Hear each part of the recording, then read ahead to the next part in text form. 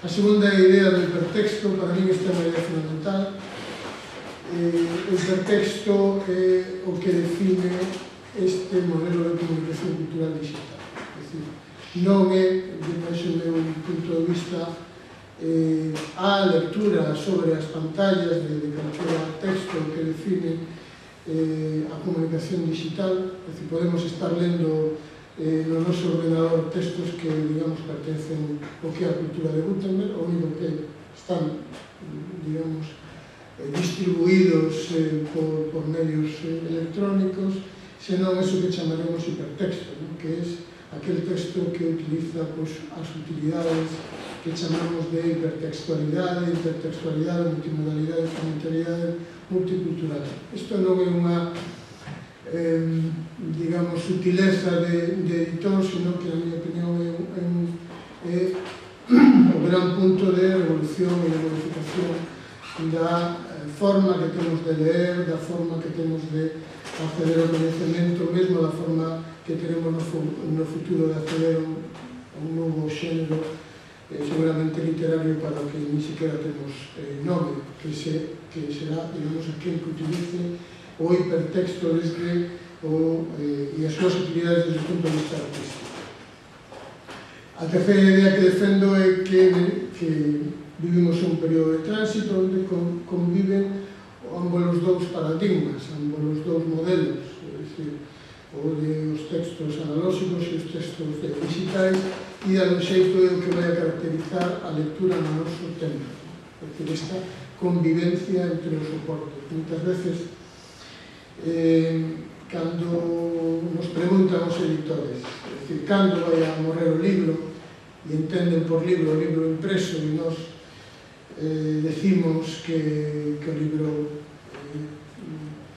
no formato impreso vai a convivir coa súa expresión electrónica, coas súas diversas expresións electrónicas durante un tempo indefinido, pois muitas veces hai a decepción, dice, bueno, entón non hai noticia, non? É dicir, isto xa é o que está sucedendo neste momento. Bueno, pois, sí, indudablemente vivemos en un momento de convivencia, que, como sucede en todos os momentos de convivencia, o importante é atender as porcentaxes e as sutilezas dos datos, non? É dicir, bueno, habrá xéneros literarios ou tipos de edición no que se utilizan máis un modelo do texto máis que o do hipertexto, e o contrario. Eu creo que iso, bueno, aí tamén podemos ter un tempo moi interesante para falar desta cuestión. E para rematar, bueno, pois, facer un pouco unha interpretación do momento actual.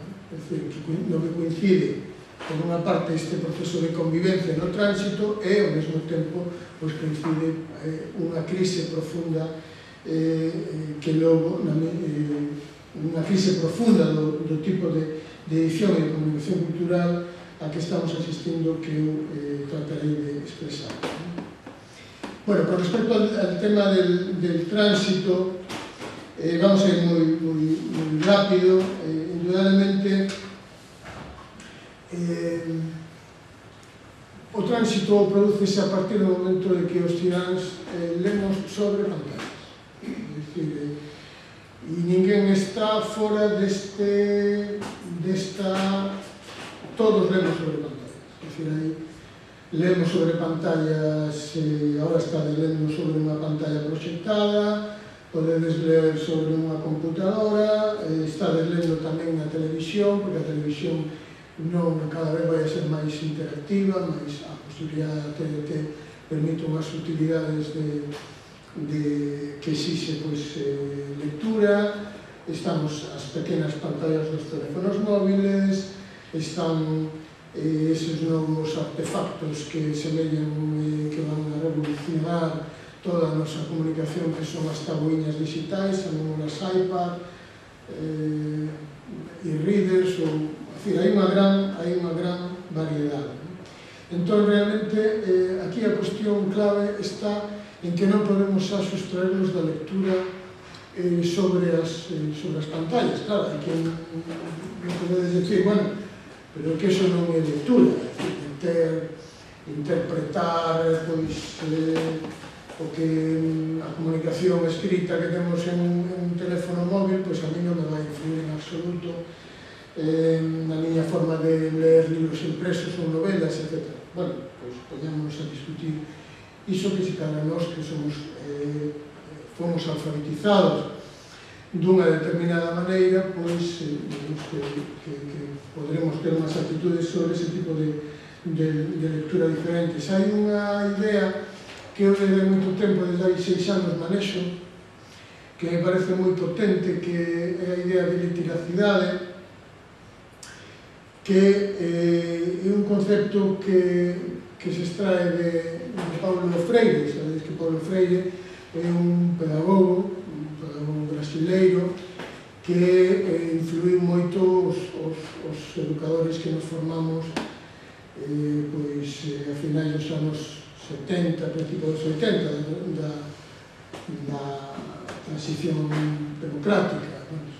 Eu supero que son un humildísimo alumno do profesor Herminio Barreiro, e Herminio pois, foi quen nos descubriu os seus libros míticos de Paulo Freire, Pedagoxía do oprimido, a educación como práctica da liberdade, entre moitos outros libros que naquela publicaba el siglo XXI.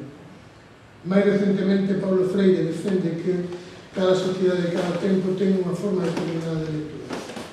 E iso, a lectura, que é unha actividade individual, conforma un comportamento social, un comportamento colectivo. Que é a forma de ler que tiña ele chamaba cada unha das comunidades. Entón, o que sí é certo que ningún de nós, é dicir, por moitas saudades que podamos ter das nosas formas de lectura de mocidade, lemos como limos cando aprendimos a ler. Isto é unha cuestión moi importante que moitas veces determina a nosa posición sobre e a nosa actitude sobre este proceso deste trance. Indudablemente, la literacidad electrónica, que é a lectura sobre pantallas, conforma unha nova forma de ler. E aquí están traballando moitísimo o que son os psicólogos de aprendizaxe, que están demostrando algo que é verdadeiramente sorprendente, é dicir, que as estrategias cognitivas que temos cando lemos sobre soportes impresos e cando lemos sobre soportes digitais non son negativas. É dicir, parece que se utilizan algúns procedimentos diferenciados. Entón, en ese sentido,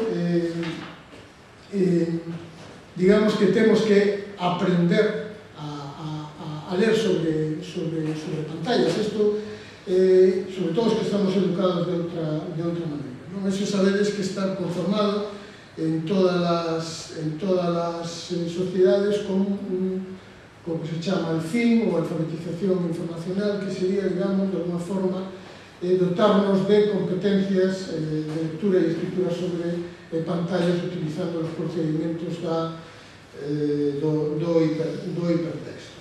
E aquí é onde quero chegar coa segunda das miñas afirmacións máis rotundas, que onde está realmente o cambio non está nas pantallas, non está nos soportes, sino na prosa electrónica. Eso que, digamos, esas posibilidades que temos que están definidas por el hipertexto, que son 4 cousas, 4 utilidades do hipertexto, 4 utilidades do hipertexto que non teñen os textos analógicos.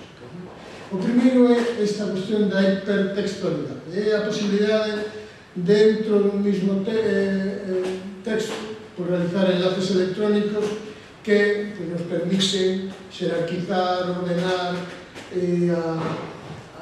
o texto de outra forma. En realidad, a hipertextualidade sería pois